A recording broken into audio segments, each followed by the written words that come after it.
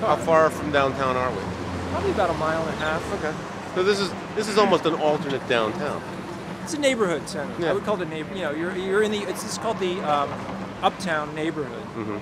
And Uptown had a name already associated with it. It was called Uptown, but there was really no place There was there no that town. you would really call the center of it. It was all these little apartment buildings, Right.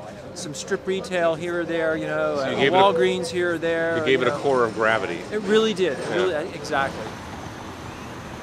And this building, which we're standing in front of, you can kind of look up, is sort of the facade. It's at the end of the street here. So as you're coming down the street, you kind of This is what you're right. centered on this building. And this is a 400-foot block.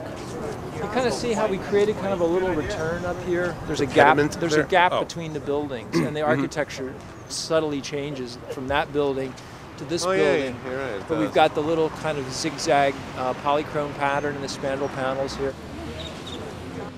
We had a number of different designs for basically every part of this. You know, we went through probably 5, 6, 7 iterations of the design in schematics. And the thing that we hit upon was a solution to the problem of what do you build at 4 stories that's going to feel comfortable later on across the street from stuff that's 8, 10, 12 stories. So we wanted to come up with an architecture here that was a little more muscular, had a little bit more guts to it. And so we looked at some of the warehouse buildings that are in Dallas's West End. That gave us an idea about, okay, let's make these buildings look more loft-like, because it's a use that people associate with residential, but those were mostly commercial buildings that were converted later on.